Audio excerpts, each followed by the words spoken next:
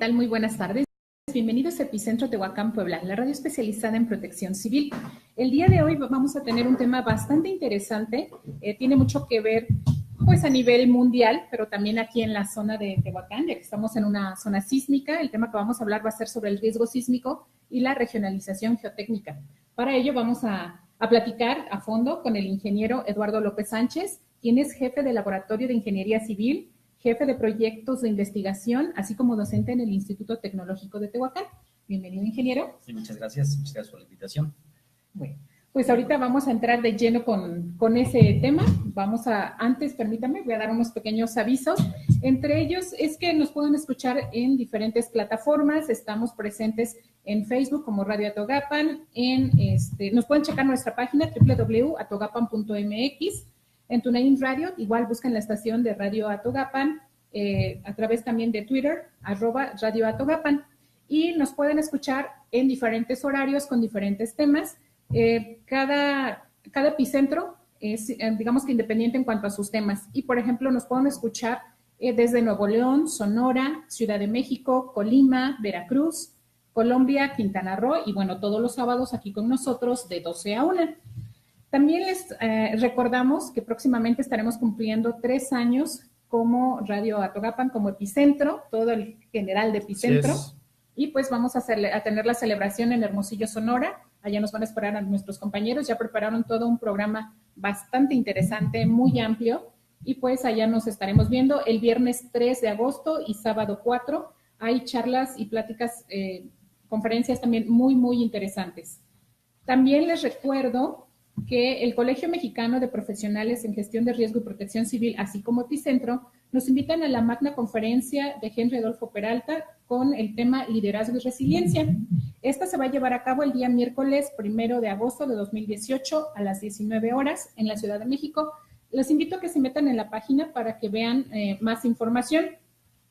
Y, por supuesto, invitarnos al Congreso Nacional de Protección Civil que se va a llevar a cabo en la Ciudad de México el día 15, 16 y 17 de agosto. Chéquenlo, está bastante interesante, tienen temas de todo tipo, entonces pues va a ser una gran experiencia, mucho aprendizaje y pues convivir directamente con los profesionales en el tema, ¿verdad?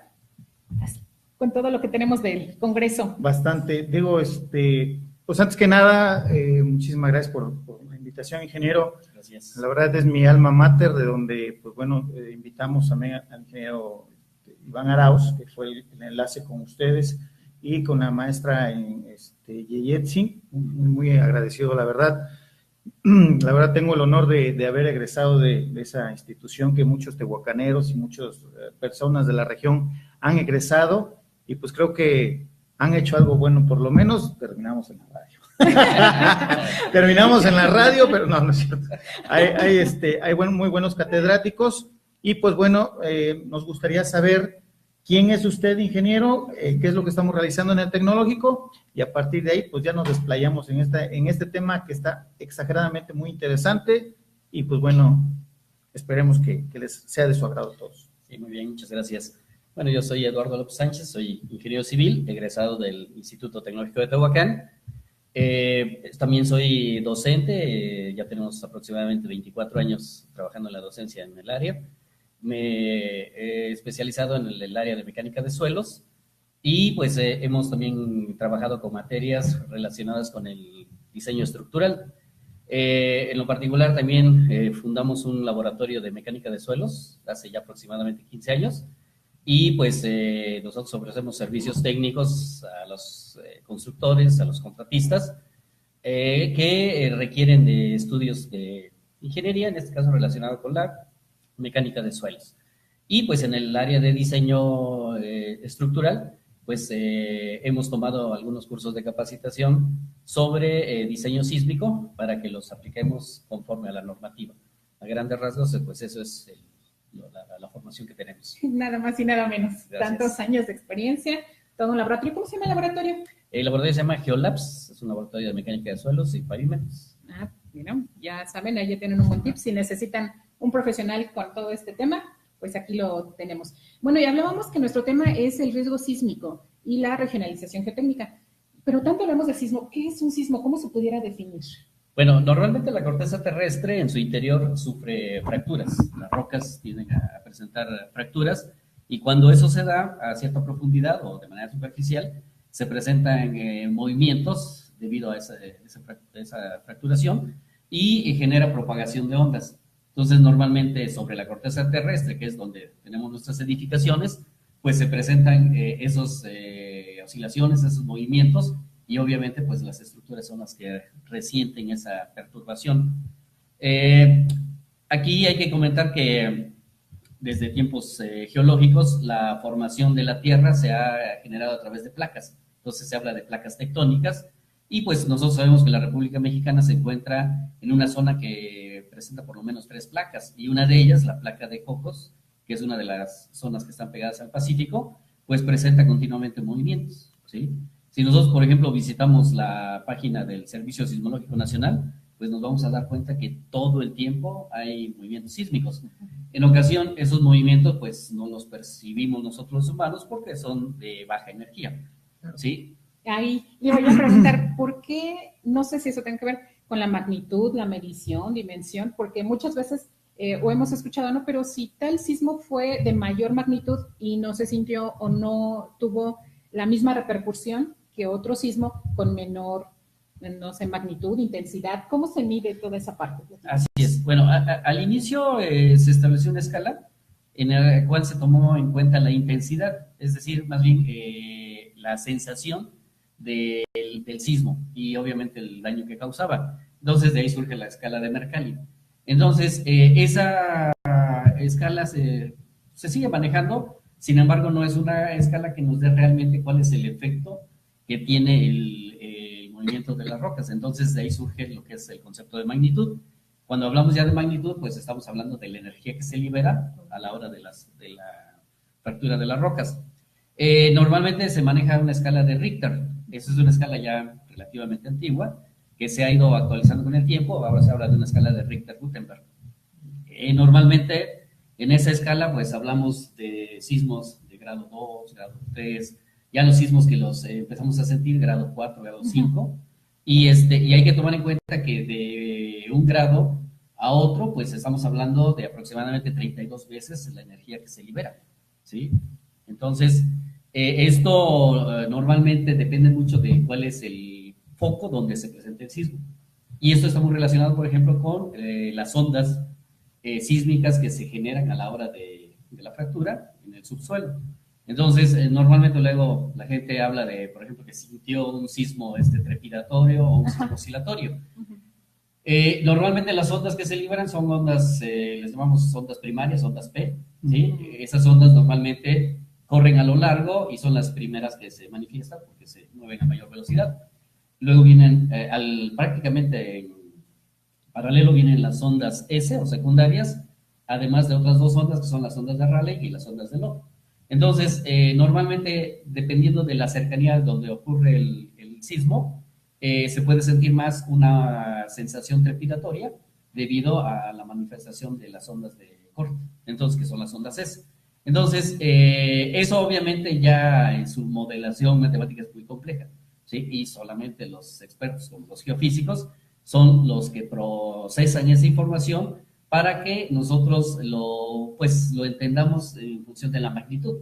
Cuando nos dicen, por ejemplo, que el sismo de hace 19 años, que fue de magnitud 7, el sismo del día de ayer, que fue el 15 de junio, en ese sismo, bueno, por la cercanía, ya que es un sismo que se generó en la zona de Zapotitlán, más hacia Chazumba, ahí por la cercanía, pues se sintió más un sismo trepidatorio que oscilatorio. Sin embargo, los 4 tipos de ondas se manifestaron, ¿sí?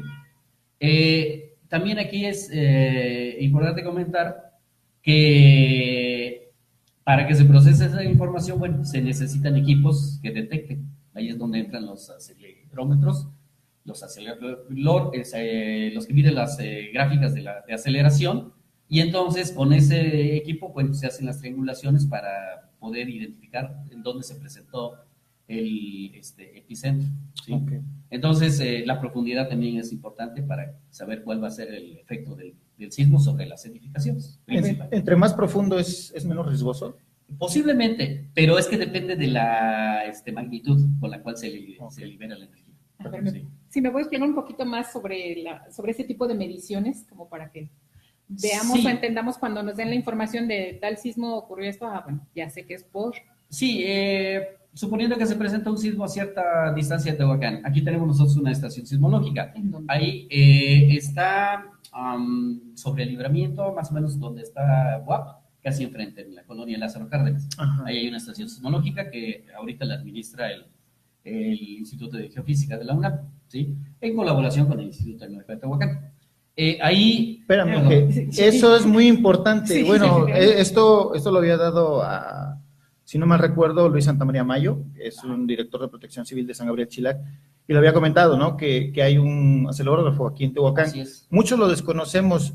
Si nos puedes acotar rápido ahí un poquito qué, cómo, cuándo y... ¿Qué es? ¿Y qué nos sirve, no? ¿Por qué se decidió poner en Tehuacán? Ok, esto hace, bueno, no recuerdo la fecha exacta, pero ya hace tiempo, aproximadamente que será unos 15 años, el doctor Gil Cepeda, el ingeniero Pablo Amador, que son docentes de la institución, tuvieron acercamiento con la gente del Instituto de Geofísica de la UNAM, Instituto de Ingeniería, y ahí se hizo la colaboración para poner una estación en Tehuacán. Se buscó un lugar donde se tuviera un manto rocoso que permitiera la instalación del equipo.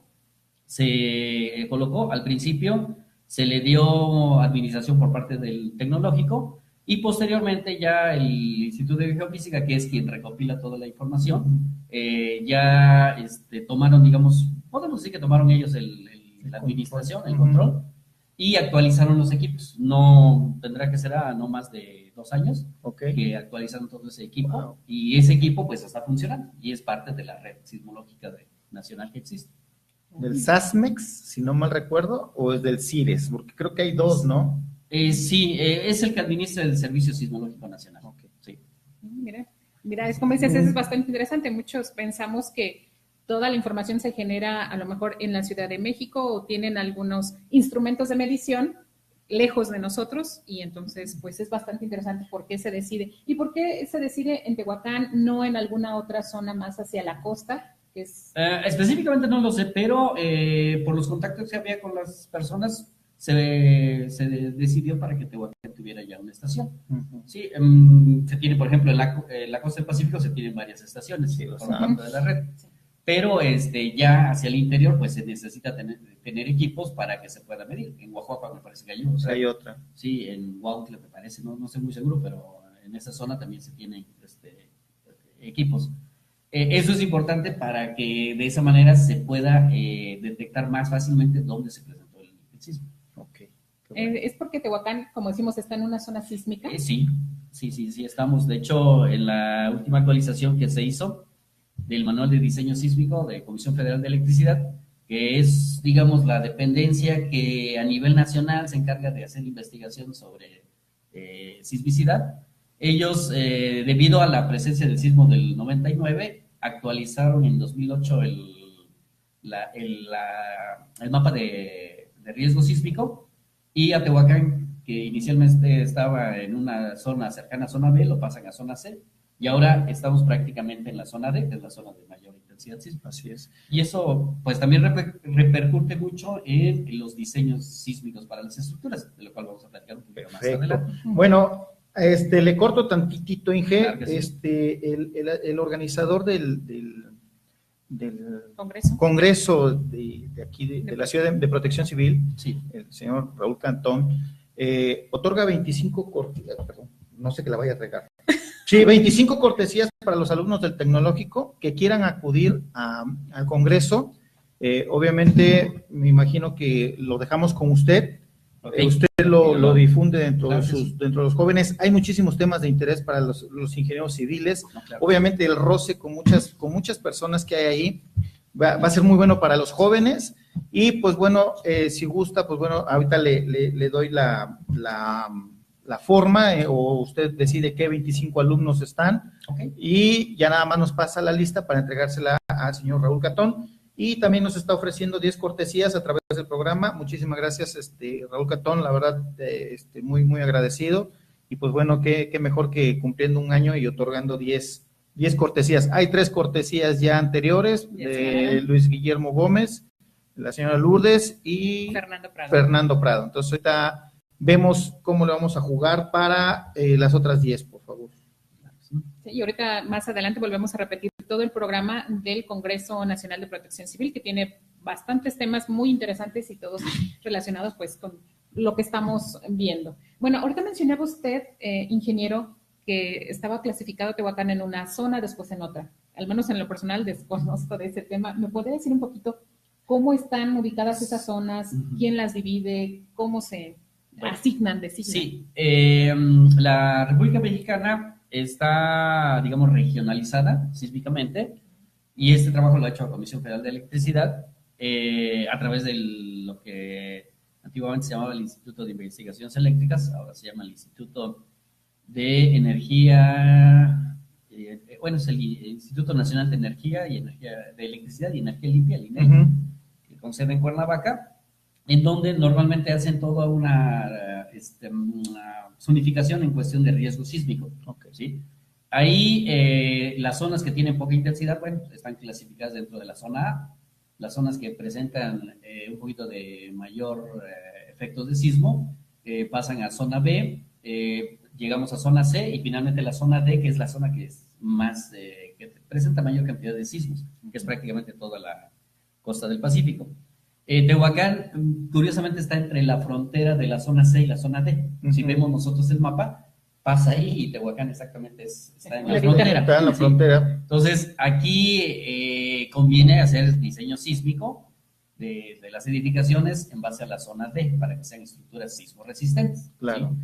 ¿Sí? A veces por costos se decide a lo mejor diseñar con zona C, pero pues hay un riesgo. Si nosotros nos enfrentamos a un sismo de cierta magnitud, puede ser que la estructura no lo resista. ¿Y cómo se puede tener acceso a esa información de qué tipo de estructura? Bueno, ahorita usted está diciendo, ¿no?, que tomemos en cuenta que estamos en zona D. Las personas encargadas de realizar los edificios, las estructuras, ¿dónde pueden consultar este tipo de información para que sepan la seguridad que le van a dar? Bueno, esa información está disponible, pero sí es importante que la trabaje alguien que tenga el conocimiento, un ingeniero estructuralista, alguien que se dedique al cálculo estructural y al diseño, para que hagan la interpretación correcta. Comisión Federal maneja el manual de diseño sísmico de obras civiles, y en el capítulo de diseño por sismo, ahí a través de un software que se llama Programa de Diseño Sísmico, PRODISIS, se conoce cuáles son los parámetros de sismicidad que se presentan en la República Mexicana. Y ahí podemos ver el mapa y podemos ver exactamente cuáles son las zonas. Una pregunta, ingeniero. Sí. ¿El tecnológico tiene una asociación o es un colegio de peritos en materia de construcción? En Tehuacán hay un colegio de peritos edificadores. Peritos edificadores. Sí, y algunos de los ingenieros estamos agremiados a ellos. Ok, una pregunta. Sí, híjole, no, mejor. No sé qué. No, es que yo siento que los ayuntamientos debemos de aprovechar este tipo de información, ¿no? O sea, ¿por qué? Porque pues yo tengo mi desarrollo urbano, claro, y tengo los permisos para construcción. Así es. Pero, ok, debemos de tener un colegiado, una cantidad de personas con muchísima experiencia y una institución que ha generado grandes ingenieros civiles en la región, y yo me atrevo a decir a nivel nacional que ha de haber por ahí uno que otro ingeniero civil egresado del tecnológico, claro, con bastante trabajo y muy serio. No digo, independientemente de tener un laboratorio de geotecnia, pero yo creo que sí, la autoridad también nos debemos de acercar hacia ustedes, ¿no? Sí ha habido el intento del Colegio de Peritos de que se trabaje en conjunto con la Dirección de Desarrollo Urbano, pero digo, desafortunadamente han pasado trienios y no se ha logrado acoplar correctamente eso. Sí es importante que se realice, porque todo aquel que tenga que construir, pues debe de hacer una construcción, pienso yo, sismo resistente. Claro. ¿Sí? ¿Para qué? Pues para que no tenga problemas a futuro. Obviamente la magnitud del sismo no la podemos nosotros controlar, Claro. pero por lo menos estamos previniendo un poco hacia ese diseño. El colegio actualmente ha tenido acercamiento con algunos de los candidatos que se están presentando, pero esperemos que eso ya se aterrice para que sea de alguna manera ya más formal y sobre todo pues más responsable, ¿no? Sí, claro.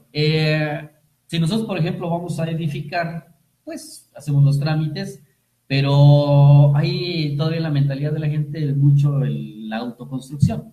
Yo construyo sin ingenieros, sin proyecto arquitectónico, sin estudios, pues a ver qué salen. Claro. Y luego, cuando tienen problemas, es cuando ya recurren a los ingenieros, Sí. cuando es al revés. Entonces, la recomendación que se da siempre es, pues el que va a construir tiene que acercarse a un arquitecto, tiene que acercarse a un ingeniero civil para que le haga topografía, tiene que acercarse a algún despacho que le haga el proyecto ejecutivo, alguien que le haga los estudios. Claro. Nosotros como laboratorio hacemos esos estudios para que le demos la información al calculista realmente de la respuesta del suelo, de los parámetros que tiene que manejar cuando haga su diseño sísmico, ¿sí? Me acuerdo mucho que, bueno, es que ya me voy a ir al otro tema que vamos a ver. No, pues entonces mejor me espérame, sí, porque si no, sí, yo empiezo. Sí, no. Bueno, ahorita estábamos hablando entonces de que es conveniente tomar en cuenta todos estos estudios para realizar unas construcciones sismorresistentes. ¿Cuáles serían esas características? Bueno, hay varios tipos de construcciones. Aquí en México se recurre mucho al concreto reforzado. Dentro de los modelos estructurales están los marcos rígidos de concreto, está la mampostería confinada, que normalmente es la construcción que hacemos con tabique, block, etcétera. Los marcos dúctiles, a veces son algunas estructuras de concreto que ya presentan cierta deformación, controlada, o sea, para que ante un evento sísmico la estructura se deforme, pero regrese a su posición original. Y las estructuras de acero, que normalmente esos son marcos dúctiles que presentan mayor posibilidad de desplazamientos. Y todo eso ahorita se ha, digamos, actualizado en el reglamento del Distrito Federal, que digamos es otro de nuestros libros de referencia para hacer el diseño. De hecho, es el único. Creo que es nacional, es el más importante, pero que sí tiene actuación solamente en la Ciudad de México. Sí, pero desafortunadamente, sí, pero me acuerdo cuando estuvimos ahí con Luis Antonio García Campos en la administración de algunos talleres, y sigue siendo el libro referencia para los constructores. Sí. Y apenas en el 2017, en diciembre, se liberó el reglamento. El nuevo reglamento. Entonces, los que lo hemos revisado, pues nos hemos dado cuenta que ha habido ya cambios y que está muy enfocado al diseño sísmico. Ok. Un momentito, Inge, mientras agarra Florencio Aguilar, saludos, Mafer, muchas felicidades por este año, un éxito, vamos por más, muchas gracias. Raúl Cantón, pues bueno, ya ofrecimos, ahorita vamos a ver cómo le vamos a hacer para entregar las 10 becas. Lourdes Félix, saludos. Willy Gómez, saludos. Raúl Cantón, bueno, las cortesías para los chicos de Tecnológico. Un saludo a Anciano McLaren, muchas gracias. A Ramiro, nuestro último entrevistado, nos está viendo. Ulises Cruz Gama, Conger, saludos al ingeniero Eduardo López, a Yaisa Isa, también nos está viendo, un saludo. Rubén Bravo Montalvo, saludos ingeniero Eduardo López, un excelente catedrático del Instituto Tecnológico de Tehuacán, y por su gran colaboración con respecto a la reconocimiento y geotecnia de riesgo sísmico. Rubén Bravo Montalvo, un saludo. Paredes Karen, le mandan a saludar. Y Paul Martínez, muchísimas gracias, Paul, por estarnos viendo, un gran amigo por ahí de paramédico. Continuamos, por favor. Continuamos con el tema, estábamos viendo las estructuras sismorresistentes. Cuando ya se habla de diseño sísmico, son varios aspectos técnicos que hay que tomar en cuenta. Primero, por ejemplo, conocer el famoso coeficiente sísmico, que es la referencia. El coeficiente sísmico es, digamos, un factor de la aceleración gravitatoria del 9.81 metros sobre segundo cuadrado, que se maneja cuando se presenta el movimiento de las ondas sísmicas. Las estructuras se han modelado como péndulos invertidos, ¿sí? Entonces, Imaginémoslo así, en un suelo yo entierro una varilla y le pongo una masa, ¿sí? Okay. Si yo le aplico una fuerza excitadora, esta se va a empezar a mover, ¿sí? Bueno, la onda sísmica viene en el subsuelo y se modela que las fuerzas horizontales actúan en los entrepisos de las estructuras. Okay. Cuando se tiene una estructura de 2, 3, 4 niveles, entonces yo voy a tener 2, 3, 4 masas. El péndulo se hace un poquito más complicado. Pero si yo le empiezo a aplicar las fuerzas horizontales en las diferentes masas, entonces el modo de vibración del péndulo es diferente, ¿sí? Okay. Ese modelo es, digamos, el modelo más adecuado para analizar y encontrar esas fuerzas, que ese es digamos, el objetivo del diseño sísmico, encontrar esas fuerzas. Y tenemos dos tipos de modelación: la modelación estática, que es más sencilla, pero para edificaciones de cierta altura, y la modelación dinámica, que es más general. Ya es el trabajo del ingeniero civil, el estructurista, que decida con qué modelo lo va a trabajar de acuerdo al reglamento. Cuando llega la onda sísmica, hay un efecto en la base de las estructuras. Claro. Se le conoce como cortante basal, o cortante en la base. Entonces, esa fuerza, digamos, golpea la estructura y para que esté en equilibrio según la segunda ley de Newton, nosotros necesitamos tener fuerzas en los entrepisos que equilibren, ¿sí? Entonces, hay que encontrar esas fuerzas, la magnitud de esas fuerzas, para que nosotros podamos entonces ahora ver cuál es el efecto de esas fuerzas sobre la estructura, cómo la van a empujar, y entonces nosotros diseñemos los elementos, columnas desde cimentación, columnas, traves, para que la estructura no colapse, ¿sí? Entonces, eso implica, por ejemplo, que hay desplazamientos en los entrepisos. Una estructura se va a desplazar cierta cantidad de centímetros, milímetros, y los elementos estructurales, por ejemplo, si usamos concreto, darle el concreto adecuado con las varillas necesarias para que soporte la estructura. O sea que no puedo agarrar y decirle, no, me avíntale 2 bultos de cemento y... Ese es el problema de la autoconstrucción, que mucha gente se apoya mucho en el maestro albañil. El maestro albañil está en contacto con el material y son muy buenos en ello. Excelente. ¿No? Pero les faltan conocimientos técnicos para entender cómo funcionan los materiales, cómo responden. Entonces, ahí es el trabajo conjunto. El ingeniero civil tiene que capacitar a su maestro, y el maestro, toda la experiencia que conoce de los materiales, transmitirla al ingeniero para que se haga un buen equipo de trabajo. Debe existir una retroalimentación, ¿no? Yo digo, también los ingenieros debemos entender que no lo sabemos todo, ¿va? Obviamente salimos del tecnológico y métele tantos de varilla y ahí el maestro, no, a ver, espérame, dale más. Exactamente. Y entonces la estructura pues va a responder al sismo a través de esas fuerzas horizontales, ¿sí? Si no lo hacemos, bueno, pues entonces yo nada más estoy diseñando la estructura para pura carga gravitacional, es decir, el peso de la losa, ¿sí? Los elementos estructurales, nosotros lo llamamos carga muerta, más el peso de los de mobiliario, las que habitan la edificación, que le llamamos la carga viva, pues eso nada más se suma, se amplifica y yo diseño para esa carga.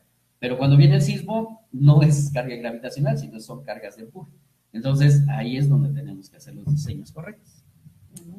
Es interesante. Bastante interesante, porque... Para que lo transmitamos así, ¿le estás entendiendo? No lo digo con el afán de burla ni nada, sino que lo que nosotros intentamos es que la gente lo entienda. Sí. O sea, la importancia de que no construyamos nosotros, o sea... Es lo que iba a comentar, que muchas veces por evitarnos, digo, obviamente este estudio de suelos y tal, obviamente tiene un costo, pero no lo veamos como un costo, es una inversión a largo plazo, porque ahorita, como bien dice, tengo mi casa, la hice muy bonita y nada más le calculé para que sea de 2 pisos o de 3, ¿no? Ya, muy, muy bonita. Pero, sí, no, pero obviamente como, pues no, nunca pasa nada, es difícil que pase, ponme delgado esto, ponme delgado el otro, no es, ¿para qué me estás haciendo gastar tanto? Con eso es suficiente. Pero luego no tomamos en cuenta toda esa parte que mencionó usted, ¿no? Son diferentes fuerzas, hay que tomar en cuenta que la Tierra se mueve y, perdón, pero es difícil que alguien que no tenga la especialización, los estudios, las investigaciones, nos pueda apoyar con ese tipo de situaciones. Ellos nos van a decir, sí, no se preocupe, mire que yo le hice la casa a no sé quién, y ahí sigue, está buena. Bueno, de vez en cuando pues nada más le ponemos ahí como quien dice un remiendo, pero no pasa nada. Es mentira, sí pasa. Las estructuras se dañan y eso es algo que puede a la larga afectar nuestra economía, porque pone en riesgo nuestra vida. Además, Claro. No se diga, como decimos, la economía de todo lo que tengo que gastar por rehacer, por cambiar, Claro. pero pues más allá de eso, el que se nos pueda caer y lastimar a algún miembro de la casa. Entonces, yo creo que esa es la importancia de este tipo de estudios y que nos asesoremos con los profesionales. Claro, siempre. ¿Sale? Sí, nosotros que damos clases en el tecnológico, en esas áreas, siempre transmitimos hacia el alumno pues la importancia de los estudios y que se lo deben de transmitir hacia el cliente. ¿El por qué? Exacto. Si yo me enfermo, recurro a mi doctor y si el doctor me dice que debo de ir a un especialista y que debo hacer los estudios, pues los tengo que hacer. Claro. Y no lo estoy viendo como un gasto, es una Necesidad, inversión, ¿no? ¿sí? Si yo voy a construir una estructura que tiene un costo, Claro. pues necesito hacer todos los estudios para que tenga yo certeza de que la edificación ahí se va a mantener y entonces haga yo las inversiones adecuadas. Entonces, hacer un estudio de mecánica de suelos, pues tiene un costo, pero realmente no es representativo, o sea, que impacte fuertemente en el costo de la edificación. Estamos hablando de menos del 1%. Un proyecto arquitectónico bien realizado, un diseño estructural, tienen su costo, pero todo eso se justifica, ¿sí? Ujú. La idea, por ejemplo, acá en Tehuacán, de que tenemos suelos muy resistentes, Es lo que le iba a comentar. que es la parte donde ya entramos con la geotecnia, pues a veces no es real, ¿eh? Tenemos suelos duros, tenemos suelos de transición, tenemos suelos blandos. Ujú. Entonces, si yo construyo una edificación con las características de un suelo resistente en un suelo blando, pues voy a tener problemas. Claro. Y cuando viene la onda sísmica es peor porque la propagación de la onda se amplifica en suelos blandos, ¿sí? En un suelo rígido, en un suelo rocoso, la onda sísmica pasa muy rápido y no hay efecto sobre la estructura. Puede haberlo, pero mínimo. Pero en cambio, en una edificación en suelo blando, pasa el sismo, el suelo sigue Vibrando, teniendo vibraciones digamos. y esas vibraciones se transmiten a la estructura y la estructura pudiera entrar en un modo de vibración que se le llama resonancia, en donde ahí ya no hay nada que lo detenga. El colapso es inminente. Es inminente, así O sea, digámoslo así, todos los videos que vimos de la Ciudad de México donde salieron, alcanzaron a hacer, pero empezaron y colapsaron por esa situación, se amplificaron las ondas por el tipo de suelo. Ahora, en la Ciudad de México, por ejemplo, se tiene muy bien estudiada toda esa situación y aún así se presentaron problemas.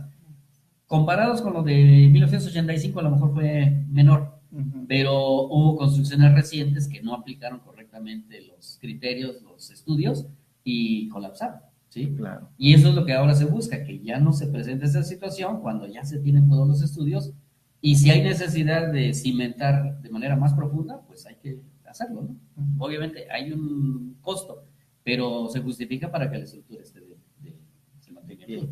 Entonces, eso es la situación que a veces, pues, digo, la gente no lo entiende porque, pues, hay que invertirle, ¿no? Exacto.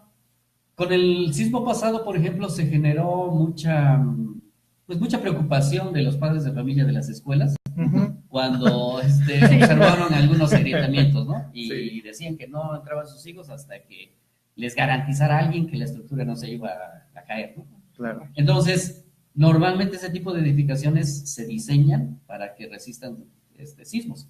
Obviamente, hasta lo que se tenga registrado en ese momento. Creo que ahí entra CAPSE, ¿no? CAPSE es la entidad regulatoria en cuestión de edificación. De hecho, ya hay, hasta viene, ¿no? Aula tipo 2, tipo CAPSE, no sé qué, con no sé cuándo. Así es. Y casi siempre hay diseños sísmicos. Pero las casas que se autoconstruyen, pues no tienen ningún criterio. Claro. Yo siento que esas son más susceptibles de que fallen en un evento sísmico posterior a una edificación que sí sigue los criterios. Okay. Entonces, digo, desafortunadamente el diseño sísmico sí tiene un costo. ¿Sí? Es mucho más caro que el diseño no sísmico. Entonces, eso también, pues, lo ponen en la balanza y pues ahí es donde corren ese riesgo. De hecho, cuando una edificación se modela sísmicamente, se aplica un concepto que le llamamos ductilidad. La estructura la hacemos para que tenga una mayor posibilidad de desplazamiento y regrese, pero se controla, sobre todo en las estructuras de acero, se controlan puntos para que en algún momento algún elemento falle, ¿sí? Pero que se repare posteriormente, pero que la estructura no colapse. Sí, entonces, en este tipo de estructuras se hacen conectores plásticos, es decir, se diseñan en puntos adecuados para que una trave, por ejemplo, se deforme, Okay. pero no falle, ¿sí? En el concreto es un poquito más difícil hacer eso, pero sí se puede modelar con la colocación de las varillas, con los dobleces que le tenga uno que dar, con la colocación de estribos, pero también eso se tiene que revisar muy bien de acuerdo a las expresiones matemáticas que existen en los reglamentos. Wow. Y no, fíjense, Wow. eso es algo bastante interesante porque normalmente, bueno, escuchamos, ¿no? De antaño de no, ponle cemento y ese va a ser bien, bien bueno, ¿no? O como ahorita mencionaba, ¿no? Van a poner algunos puntos de plástico y demás. Yo ignorantemente puedo decir, ya ves, o sea, pagué un ingeniero para que me ponga plástico, no, mejor me quedo con mi MAI. Ese es el problema. Entonces, es la importancia que Claro. queremos dar a conocer a la gente que de verdad, si están con un profesional, si les pone ese material, si les pone X, es porque Sí, ya hizo sus cálculos matemáticos. A ver, aquí hago una aclaración. No estamos hablando de plástico como el material, No. sino de un conector plástico que Conector, tiene sí. deformación plástica, ¿sí? Ujú. Para que el elemento se deforme, ya no regresa a su posición original, que eso es la elástica, Exacto. pero el elemento está, digamos, respondiendo como se diseña. Claro. ¿sí? Exacto. Entonces, eso a veces uno dice, bueno, pues lo hago más dúctil a la estructura, porque eso es un valor, un número. Ujú. Entonces, la estructura es relativamente más económica, pero con más riesgo de falla en ese evento, Claro. ese evento sísmico. Si no se lo dicen al cliente, pues el cliente le va a echar la culpa al que le diseña porque dice, oye, pues ya mi estructura se me deformó, la trave, Ajá. pero estuvo bien diseñado. Claro. Aquí, por ejemplo, no se vale que decir, bueno, voy a diseñar una columna para que también se me deforme. Una columna es un elemento estructural que una vez que se empieza a deformar, Deformó, si ya. falla y viene todo Sí, claro. hacia abajo. Entonces hay que saber qué elementos hay que controlar. Wow. La verdad, híjole, bastante Interesante. interesante y muy digerible. Yo que no soy ingeniero civil. La verdad, pues le preguntaba, no por ser grosero ni nada, pero sí, o sea, lo más importante es que esas palabras las entendamos todas las personas. Esa es lo interesante y esa es la idea de Epicentro Tehuacán, Puebla. Pues es de decirle a la gente, oye, hay estudios, hay personas Claro. que están dedicando a esto, no nada más cuando pase, ¿no? Ya pasó el temblor, vamos a llamar a un especialista para que nos hable de... No. Sí. La idea de todo esto es, están los medios, están las formas, nada más es cuestión de adecuarlas y acercarnos a las personas, a los expertos, a los que tienen expertise, y qué más que, pues bueno, los catedráticos que están generando todo este gremio de ingenieros civiles. La verdad, tengo muy buenos amigos civiles que están trabajando en la región y pues que han hecho muy buenas construcciones, pues no se han caído. Todavía siguen, ¿no? No, y aquí también hay que aclarar, hay muy buenos estructuristas acá en Tehuacán. ¿Sí? Sí, muy buenos. No pudiera yo mencionar algunos nombres, no sé. No, adelante, no, a lo mejor se van a pelear con ustedes porque no mencionó a todos, ¿no? Pero... No, pero hay muy buenos estructuristas, ¿no? Está, por ejemplo, el doctor Alejandro Gil Cepeda, bueno, nuestro maestro y sobre todo con una, pues, fortaleza en cuestión de lo que es diseño. ¿Él tiene maestría o doctorado? Él tiene ya doctorado en ingeniería sísmica. Y geofísica también. O sea, tiene una bastante preparación y es de los doctores a nivel prácticamente nacional e internacional que tiene mucha fuerza. La ingeniera Verónica Jiménez, por ejemplo, también es de las ingenieras que tiene también mucha presencia en cuestión de diseño sísmico. Wow. Hay, no sé, otros ingenieros, no recuerdo el nombre del ingeniero Ricardo Reynoso, también de los ingenieros que pues sabemos de su trayectoria y de su trabajo. Wow. Entonces, hay buenos, pero a veces pensamos que una casita, 2 niveles, pues no requiere eso, y no, sí se tiene que hacer. ¿Sí? Un ingeniero que tenemos nosotros en el Instituto Tecnológico de Tehuacán, el ingeniero Leopoldo Hernández, por ejemplo, él se ha metido muy fuertemente a lo que es el diseño en edificaciones de mampostería. Pues prácticamente este tipo de construcciones que hacen las constructoras, los infierno bits, necesitan de diseños sísmicos para que las estructuras sean viables. La verdad, cuando compré la casa, que funge como radiofusora, pues al principio le decía, pues ya sabes, ¿no? Llegas, le vamos a meter un marco aquí, cuando es hueco, ¿no? Es bloque hueco, y dices, Sí, se va a pero caer la están casa. diseñados esos bloques multiperforados para que se coloquen varillas en ciertas posiciones y le den un mejor confinamiento y mejor respuesta a la... Pues sí, pues ya aguantó varios sismos, entonces está La muy bien. tenemos aquí. Ajá, sí, Y perdón. digo, a veces, por ejemplo, se hace una edificación y de repente la gente dice, ay, ya se me fracturó un muro.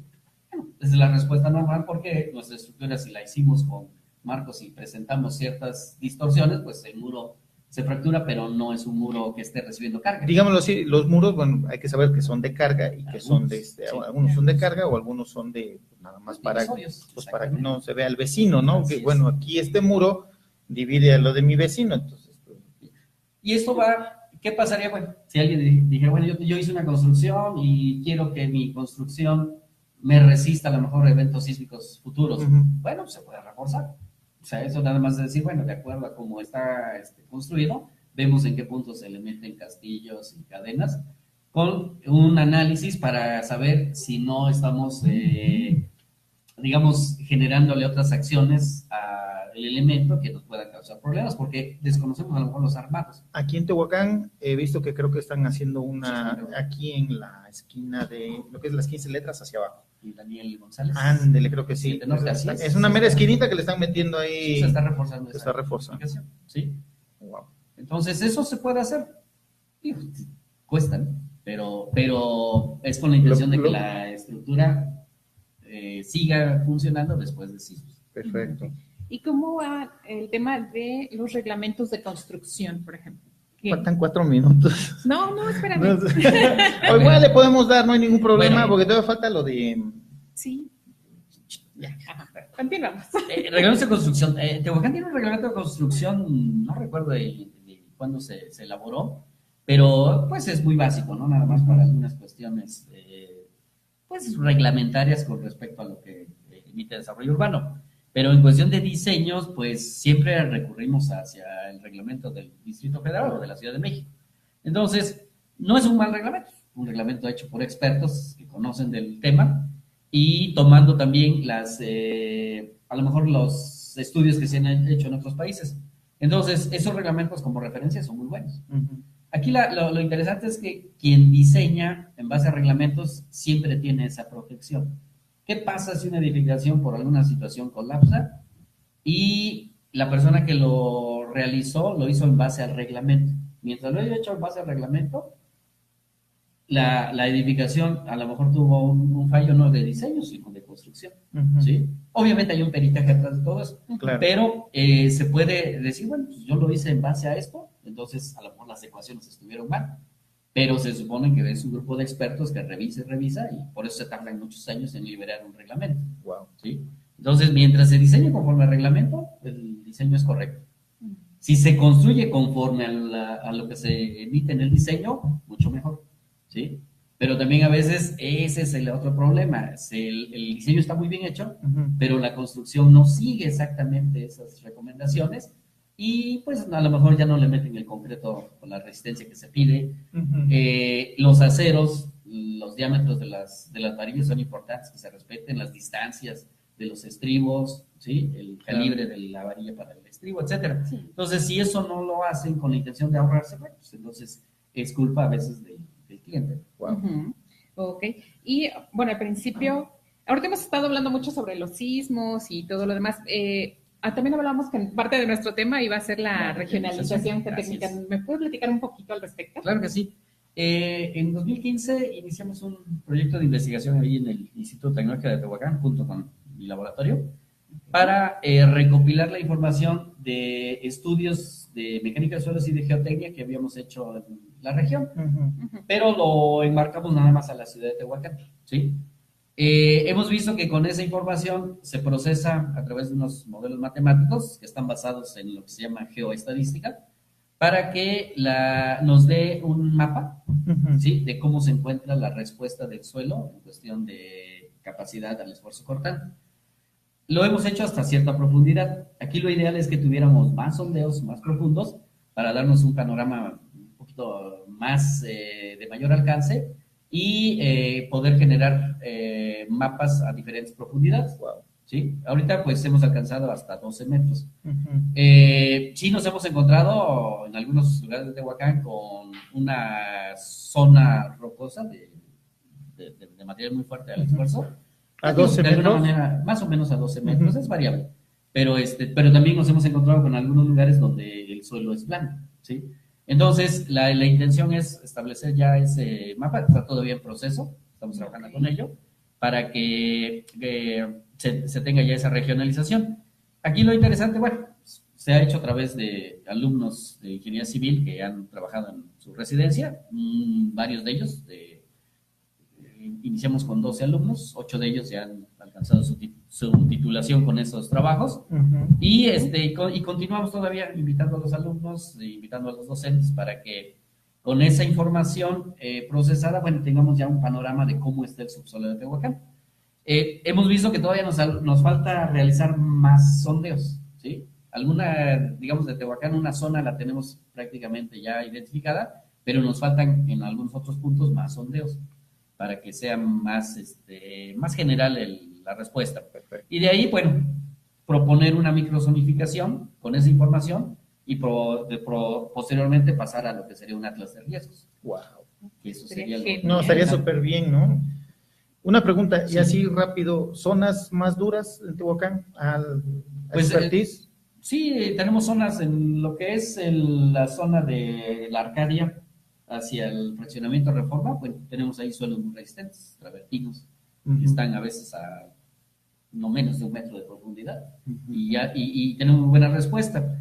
Pero también a veces hay que irnos un poquito más abajo, hay que romper a veces la estructura de la roca para ver si no está depositado sobre suelos blandos. Hemos encontrado suelos arenosos que responden bien, pero sí hay lugares donde sí hay suelos un poco más blandos. La zona, por ejemplo, cercana a San Nicolás de Tizintla, ¿sí? Ahí presenta algunos lugares donde los suelos son arcillosos y son suelos blandos y de mucha plasticidad. Bueno, o sea, son muy deformables. Y hacia aquí, hacia la zona del arrastre natural del agua, hacia aquí, hacia ahí hay, como son suelos aluviales, nos hemos encontrado con gravas y arenas de buena resistencia, pero es variable. O sea, hay que... Sí, lo recomendable es, hay que hacer el estudio en el lugar para que tengamos toda la información de la respuesta del suelo y la respuesta dinámica para el diseño sísmico. Eso es lo recomendable, hacer siempre el estudio. Pero sí nos da una idea de cómo puede encontrarse la respuesta del suelo en algún punto en base a esa zonificación. Perfecto. Es que esto, como decíamos, ¿no? En algún momento todo es a tu medida, que es lo que necesitas. Sí. Por supuesto, está bien el estudio de suelos, se puede consultar y demás, pero insistimos, en tu área, en tu suelo, donde vas a hacerlo, donde vas a hacer tu inversión, de verdad, ahí se tiene que hacer los estudios, así es. Como decimos, personalizado el estudio para que sepan los riesgos reales que puedes tener en esa zona, ¿no? Sí, y también depende del alcance de la edificación, ¿no? No es lo mismo a lo mejor hacer para un edificio de oficinas, hacer para un hospital. Sí, incluso ahí ya por indicaciones, especificaciones, se tienen que hacer estudios más profundos para que se tenga más información de la respuesta. Y ahí sí ya el diseño sísmico es inevitable. Claro. De hecho, toda institución o dependencia pública debe de... Claro, las escuelas les decía, las escuelas diseñadas. Y ahorita hablábamos sobre el mapa de riesgos. Entonces, aquí en Tehuacán todavía nos falta hacer eso. Poquito. Hay un atlas de riesgos de Tehuacán. La verdad no recuerdo qué fecha tiene. Pero digo, las autoridades se pueden acercar al Instituto Tecnológico de Tehuacán para este tipo de situación. La verdad a mí me gusta muchísimo también con el laboratorio, con Geolab. Está muy, muy interesante el tema. Digo, yo creo que para prevenir hay muchísimas formas, ingeniero. Una de ellas pues es esa situación, ¿no? Y aparte que tengamos aquí al experto, pues nos va a dar algunos puntos de prevención ante futuros sismos. Entonces, aguántame tantito. Pues ya, es lo malo de... Ustedes también son los expertos por la actuación de la protección civil. Desde el punto de vista como, no sé, futuro constructor, o sea, es decir, voy a construir una edificación, lo recomendable es todos los estudios alrededor de la estructura. Claro. Que se tenga la certeza de que se está haciendo un buen diseño estructural. Ya una vez que existe la edificación y se llega a presentar un sismo, bueno, pues creo que ya conocemos cuáles son esas medidas, ¿no? Hay que buscar las zonas, pues, que estén libres de obstáculos. obstáculos. Una pregunta, Inge. ¿En los ingenieros civiles hay alguna materia para protección civil? Porque está bien, o sea, o es más el arquitecto el que diseña los espacios, es el arquitecto, ¿sí? Y a lo mejor se tiene que hacer el trabajo en conjunto con el ingeniero para saber cómo reforzar, ¿sí? Cómo meter los elementos, pero algunas materias cubren algunos aspectos de protección civil, pero muy básicos. No, digamos, una materia así específica para ello, no. Sí, porque luego el arquitecto diseña, que es el lado. No, pero es que el arquitecto luego diseña espacios que no permiten el libre acceso. Porque pues, por lo general el ingeniero es un cuadro bien reforzado, que aguante y que ya tú le metes los elementos ahí divisorios, ¿no? Pues yo creo que sí también el ingeniero civil y el arquitecto deben de tener ese conocimiento para cómo evacuar, ¿no? O hacer nuestras rutas de evacuación, las escaleras de emergencia, que en el de construcción del Distrito Federal sí ya está bien especificado cómo deben de ser y todo esto, ¿no? Entonces, pues... Sí, yo creo que debería ser un trabajo así en conjunto, ¿no? Porque a veces como que queremos separar, ¿no? La parte arquitectónica, solamente que lo haga el arquitecto, y la parte de diseño, si es que el arquitecto invita al estructurista, que lo realice, y si no, pues decir, bueno, pues yo soy todólogo y lo hago, pero no tenemos esos alcances, ¿no? Nosotros normalmente, si se nos invita para un proyecto de alguna edificación, pues siempre invitamos mejor al especialista, que es el arquitecto, para que nos defina espacios, y ya el estructurista diseña conforme también a los estudios que ya existen, que se realicen. Está muy bien.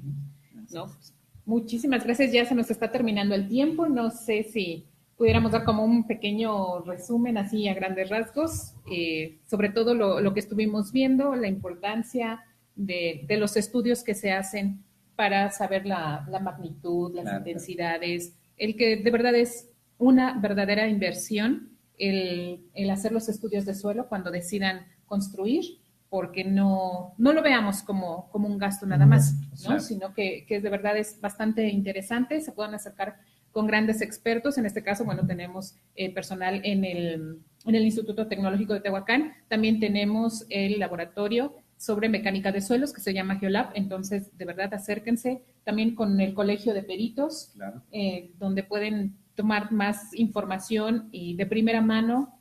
No sé, ingeniero, algo con lo que guste usted. ¿Algún número telefónico donde lo podamos? Claro que sí.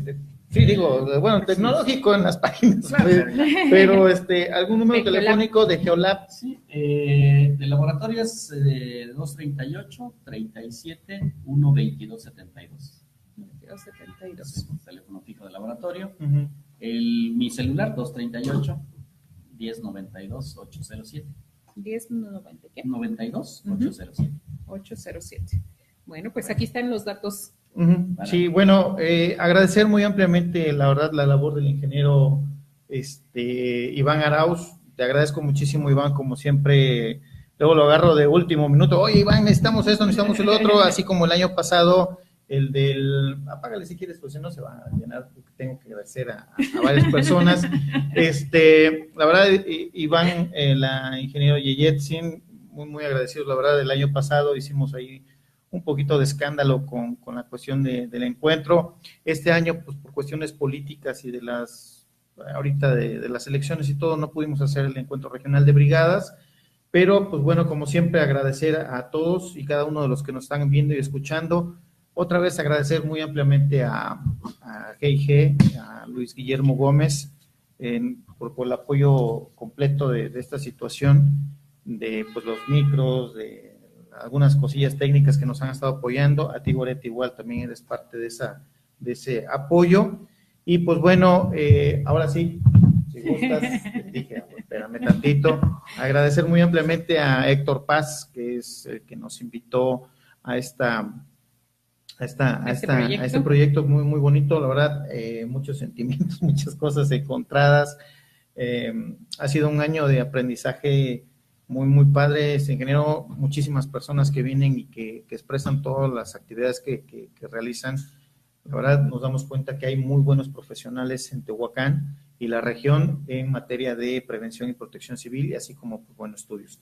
Y pues ahora Pues sí bueno, ya. tenemos a nuestro invitado por ser nuestro primer aniversario. No podíamos quedarnos cortos con un padrino, como pudieron ver, estuvo de lujo. Entonces, pues lo invitamos a que nos ayude a partir el pastel. Ahorita más déjame. Para algo conmemorativo, algo significativo también sobre este primer aniversario. Como decíamos, la finalidad es la prevención. Nosotros, pues aquí creo que con varios de estos temas estamos dando lo que es la prevención.